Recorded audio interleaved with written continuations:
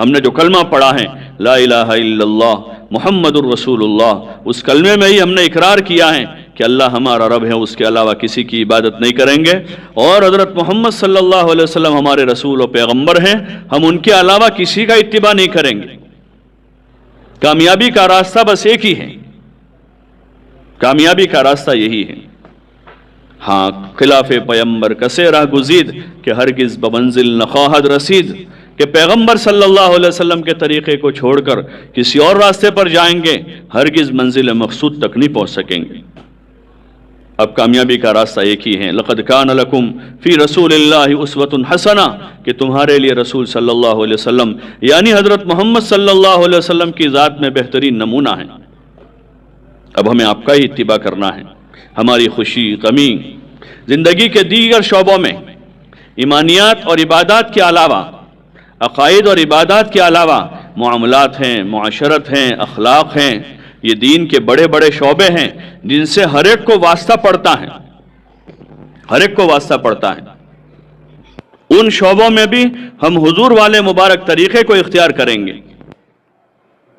ہاں، اپنی معاشرت میں جس کو سے سب کو سابقہ پڑتا ہے، ساری عورتوں کو، سارے مردوں کو ایک معاشرتی زندگی ہے، اور اللہ پاک نے معاشرت کے احکام بتائے ہیں حضور صلی اللہ علیہ وسلم کے ذریعے سے۔ ہاں، اور آپ صلی اللہ علیہ وسلم کی معاشرے کی بنیادیں جو ہیں وہ بنیادی 3 چیزوں پر ہیں، جس میں پاکی ہیں، پاک صاف رہنا، صاف ستھرا رہنا، اور دوسرا اس معاشرے کی بنیاد جو ہے وہ حیا ہے، حیا، اور تیسری چیز اس معاشرے میں سادگی ہے۔ یہ 3 بنیادی چیزیں ہیں۔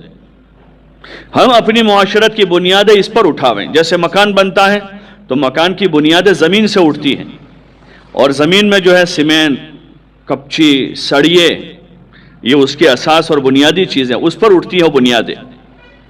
جب بنیادیں مضبوط ہیں، اس کے مناسب سڑیے ہیں، مناسب کپچی اندر ڈالی ہیں، مناسب سیمنٹ ہیں، اب اس بنیادوں پر جو عمارت کھڑی ہوگی وہ عمارت مضبوط ہوگی، دیرپا ہوگی، قائم رہے گی۔ اور اگر ان چیزوں میں کمی ہے تو عمارت لمبی جائے گی نہیں، وہ مضبوط نہیں ہو جائے گی۔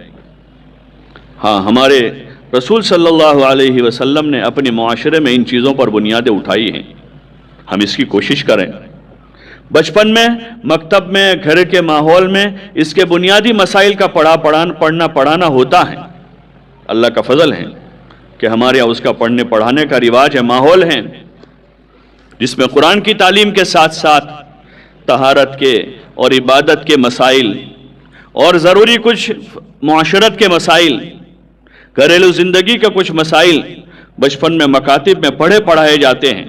اور اس وقت اللہ کا فضل ہے کہ ہمارے اکثر محلوں میں بڑی مستورات کے تعلیم کا نظام ہے، جس میں جو بنیادی کتابیں پڑھائی جاتی ہیں اردو کے ساتھ ساتھ دین کی باتیں ہیں، بہشت زیور ہیں۔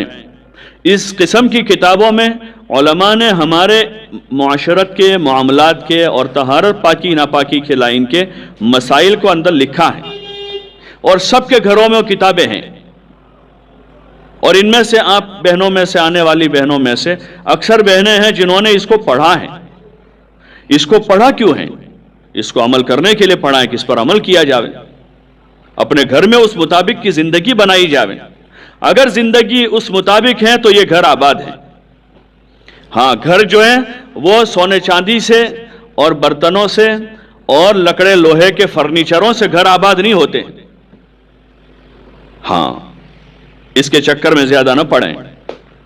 جیسے ہمارا پرانا رہن سہن تھا، سادہ رہن سہن تھا، ٹھیک ہے، ضروریات اپنے گھر میں بساوے، اس سے انکار نہیں، سہولت کا مکان بناوے، اس سے انکار نہیں کہ بھئی بچے بڑے ہو گئے تو ان کے کمروں کی ضرورت ہے، مکان تھوڑا ٹھیک ٹھاک ہو جاوے، کیونکہ رہنے کا ٹھکانہ ہے، وہ رہنے کا ٹھکانہ ہے، ضروریات زندگی میں شامل ہے مکان۔ مکان پر زکوٰۃ نہیں ہے کیونکہ وہ ضروریات میں سے ہے، تو مکان بنانا برا نہیں ہے، لیکن جس طرز پر ابھی ہم جا رہے ہیں، جس رخ کے ابھی مکانات بن رہے ہیں، جس میں اسراف ہیں اور طرف ہیں، ہاں، فضول خرچی سے اوپر اسراف، مہنگے مہنگے پتھر، مہنگے مہنگے فرنیچر اور مہنگی مہنگی چیزیں اس میں، اور ایسی فینسی چیزیں ہیں جس کی عمر بھی لمبی نہیں ہے، جس کی عمر بھی لمبی نہیں. ہاں مضبوط ایسی چیز ہے کہ جس کی عمر لمبی ہے، اس کی مضبوطی کی وجہ سے اس کو ڈالا جا رہا ہے، تو وہ اچھی نیت ہے کہ بھئی مضبوط چیزیں لمبے وقت تک چلے. وہ باقی خالی شوشا کے واسطے عورتیں ٹائلز پسند کرنے جا رہی ہیں ٹائلز کی دکان پر، عورتیں سنمائک پسند کرنے جا رہی ہیں سنمائک کی دکان پر،